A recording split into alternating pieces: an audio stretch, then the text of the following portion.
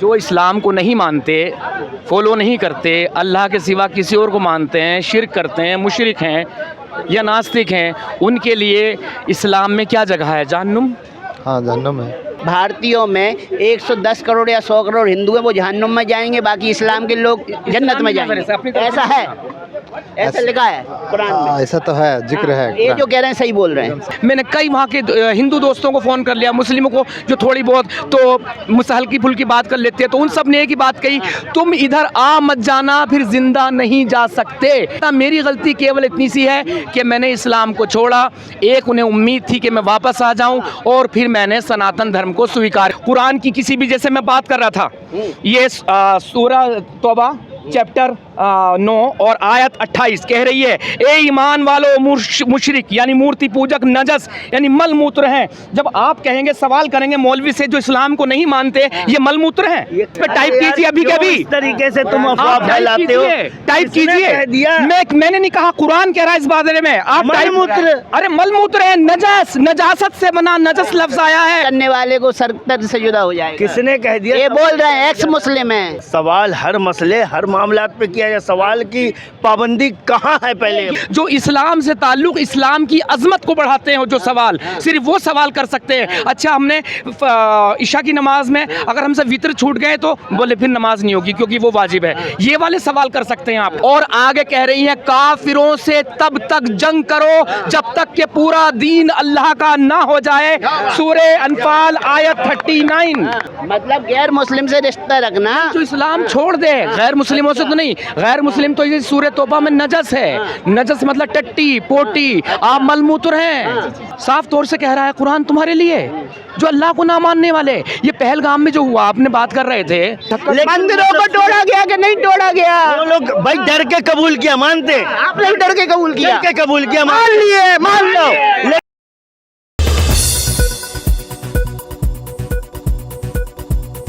मत छोड़िए इस्लाम। आप APJ कलाम साहब जैसे मुसलमान बन जाइए, सोफिया कुरैशी जी जैसे बन जाइए, वीर अब्दुल हमीद साहब जैसे बन जाइए। बहुत सारे हमारे पास ऐसे नाम हैं, उनके जैसे बन जाइए। हकीकत जान लीजिए। मैं बुराई नहीं करता इस्लाम की, उसके बारे में बताता हूँ सर क्या लिखा हुआ है। सही लिखा है, जो आपके अनुसार जो लिखा है वो सही है। आ जाए कोई भी बात कर ले। क्या नाम हुआ आपका? मोहम्मद जहांगीर आलम।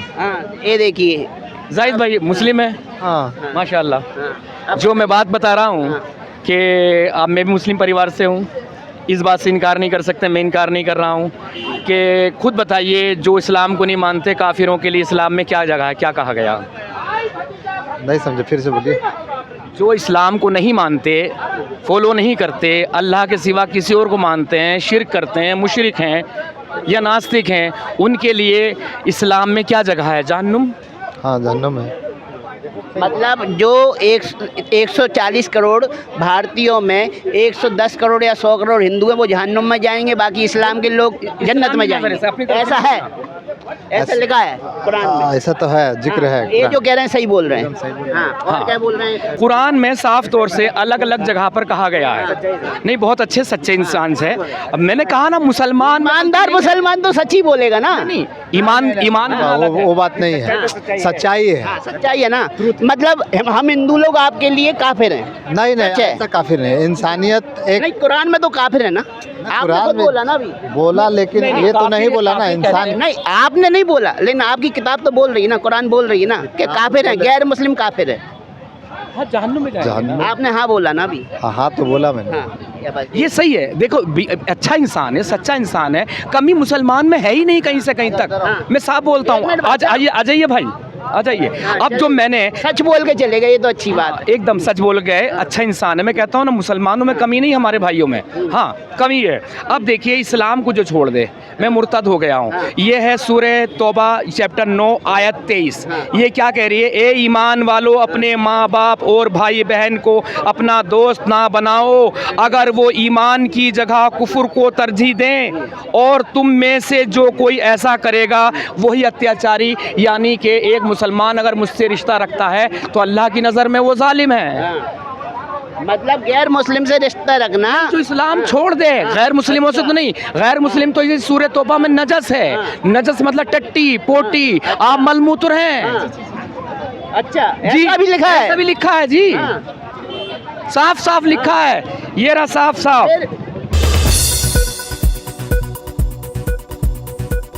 हाँ, तो भाई कैसे मैं धरने प्रदर्शन पर बैठूं? मतलब अल्लाह को अभी छोड़ा नहीं, अल्लाह को तो अभी भी आप पूज रहे हैं, इबादत कर रहे हैं अल्लाह की। देखिए, इस्लाम कोई छोड़ सकता है मगर इस्लाम उसे नहीं छोड़ता, क्योंकि इस्लाम पीछा नहीं छोड़ता, पूरा बायकॉट हो जाता है। कल तक जो मेरी माँ थी, बहन थी, बहू थी, बेटी थी, बीवी थी, बच्चे कच्चे थे, सब के सब रिश्ता तोड़ देते हैं, तो पीछा कहाँ छोड़ता इंसान का, फिर अपने घर परिवार की तरफ दिल आता है। मैं आज अपने घर नहीं जा सकता, मेरा मन कर रहा बहुत दिनों से जाने का। मैंने कई वहाँ के हिंदू दोस्तों को फ़ोन कर लिया, मुस्लिमों को जो थोड़ी बहुत तो मुझसे हल्की फुल्की बात कर लेते हैं, तो उन सब ने एक ही बात कही, तुम इधर आ मत जाना, फिर जिंदा नहीं जा सकते। ये बात मैं जहाँ बिजनौर का हूँ, खास बिजनौर, तो जिंदा वापस नहीं जा सकता। मेरी गलती केवल इतनी सी है कि मैंने इस्लाम को छोड़ा।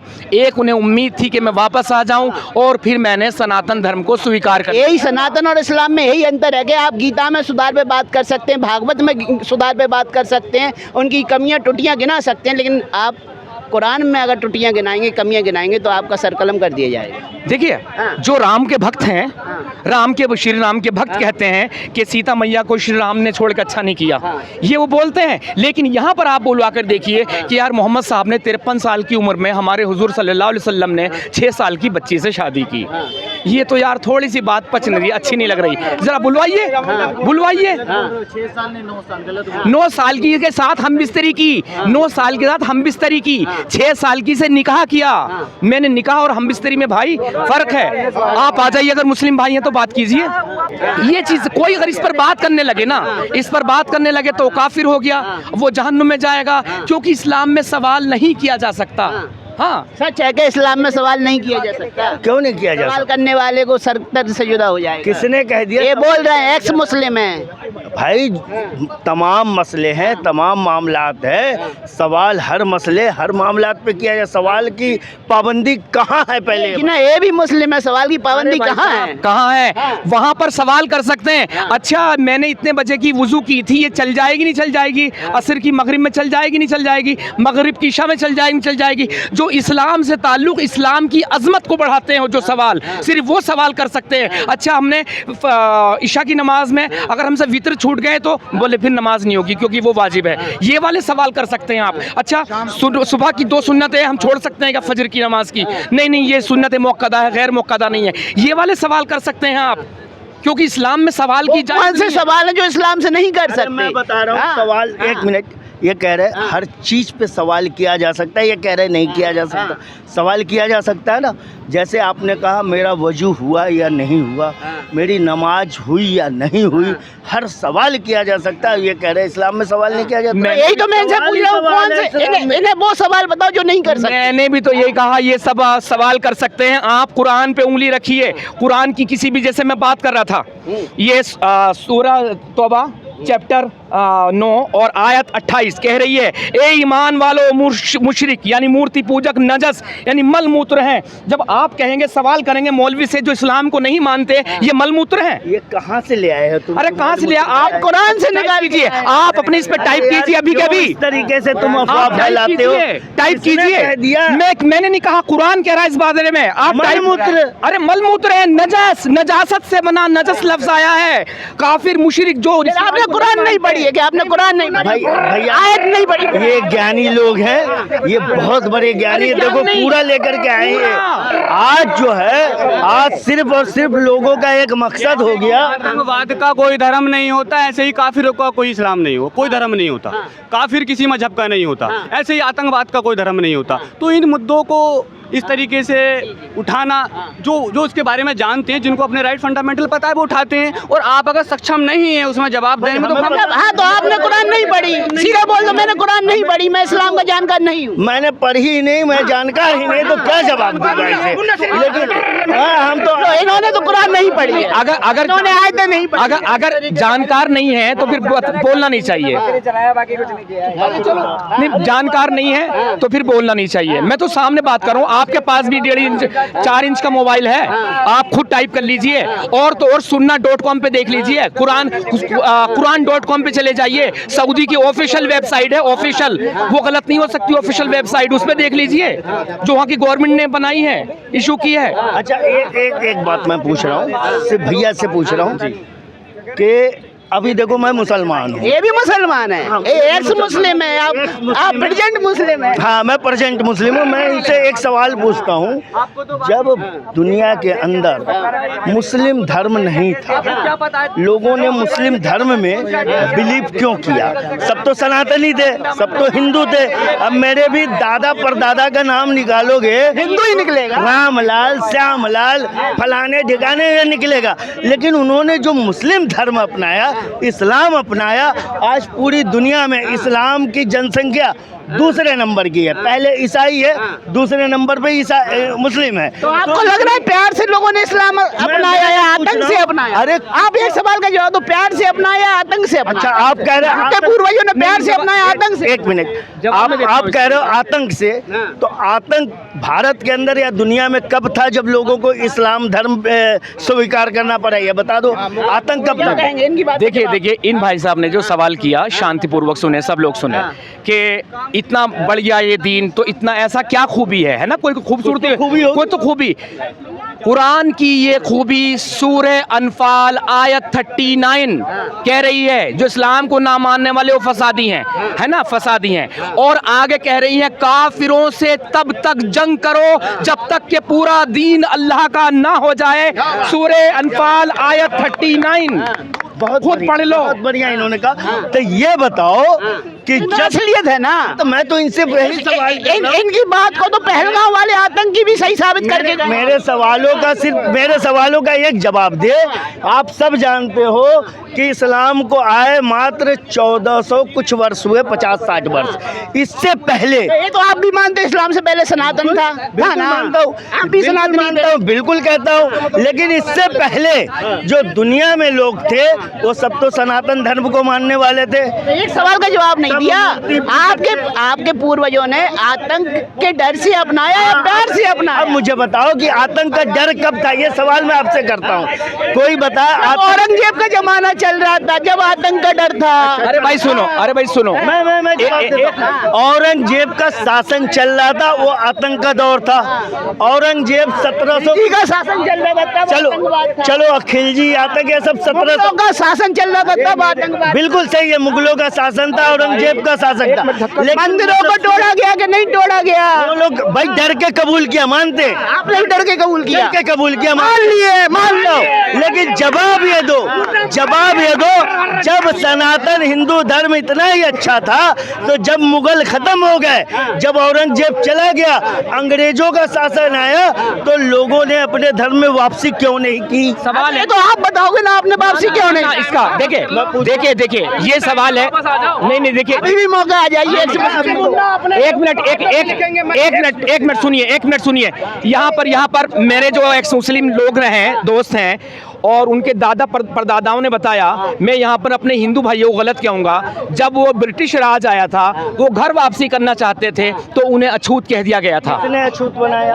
अरे भैया, अछूत किसने बनाया? ये बताओ। मुसलमानों ने। मुसलमानों ने? हाँ, क्योंकि मुसलमान वापसी करनी। अरे भाई साहब, अरे सुन तो लो, वो कहा तो जो आज चल रहा है घर वापसी, अगर उस दौर में चल दिया होता ना ये चीजें, ये हर चीज एजुकेशन के साथ साथ आती है। लोगों को पता नहीं था कि इतना खतरनाक होगा इस्लाम, इतने खतरनाक होंगे मुसलमान, तो सब लेते हैं, सब घर वापसी कराते। लेकिन अब ये बीजेपी की देन क्या हो, या ईश्वर जो भी इस कायनात का मालिक है उसकी देन क्या हो, कि जो ये सिलसिला चल पड़ा है घर वापसी का। अब देखना आगे चल के 50 साल के अंदर क्या होता है। आपने तो सिलसिला चालू कर दिया, एक्स मुस्लिम बन गए, तो आप हिंदू धर्म स्वीकार करने वाले हैं क्या? भाई मैं मरते दम तक न स्वीकार करूं। अच्छा, जिंदगी इस्लाम में, मौत इस्लाम में। जब सनातनी थे तब? मैं तो वही तो कह रहा हूँ कि आखिर सनातन धर्म को लोगों ने छोड़ करके ही मुस्लिम धर्म क्यों अपनाया? मेरा सवाल है ये। तलवार के दम पे शलवार पहनी है, हाँ, कुरान के हिसाब से भाई साहब, कुरान के हिसाब से तलवार का जोर तब था जब औरंगजेब था। औरंगजेब के बाद 100-200 साल अंग्रेजों ने हुकूमत करी, तब किसका जोर था, किसका डर था? जो मुसलमान वापस हिंदू नहीं बने या हिंदू फिर मुसलमान बनते गए। अच्छा मुझे बोलने का मौका देना, बीच में माइक ना छीन ले भाई, बीच में मैंने इनको पूरा इनको पूरा बोलने दिया। सुन लो देखिए, एक बात सुनिए, इस्लाम में क्या है, जब आप पैदा होंगे बचपन से ही क्यों नहीं बन पाते, सवाल ये ना, वो घर वापसी कर सकते थे लेकिन उनकी औलाद की औलाद नहीं कर सकती। दुनिया की हर माँ ये कहती है कि जब मेरा बच्चा पैदा हो तो उसकी खुशी होती है कि मेरा बच्चा सबसे पहले मुझे बेटा माँ का है, दुनिया की हर माँ। लेकिन ये एक मुस्लिम महिला पहले से कहलवाती है, बोल बेटा अल्लाह, पैदा होते अल्लाह, जब अल्लाह कहने लगता है बोल बेटा ला इलाहा इल्लल्लाह, ला इलाहा इल्लल्लाह, ला इलाहा इल्लल्लाह कहने लगता है, फिर बोल बेटा सुभान अल्लाह अल्हम्दुलिल्लाह, फिर एक दिन मोहम्मद रसूलुल्लाह, पूरा कलमा हो जाता है। और बचपन से ही अजान कान में दिला दी, बच्चे को पता नहीं है, लेकिन जब बचपन से ही इतना पढ़ाया जाता है, इतना लिखाया जाता है, एक छोटे से मदरसे के बच्चे से पूछ लो 5 साल के, बेटा ये गैर मुस्लिम है कहाँ जाएंगे, ये जहन्नुम में जाएंगे। अरे भैया, बचपन से जब आपने साख्त ही बिगाड़ दी, बनावट ही बिगाड़ दी, तो कैसे ले आओगे, कैसे ले आओगे? दुनिया के अंदर ये तो सही कहा, खतना होने के बाद चमड़ी वापस तो आ नहीं जाएगी। हाँ,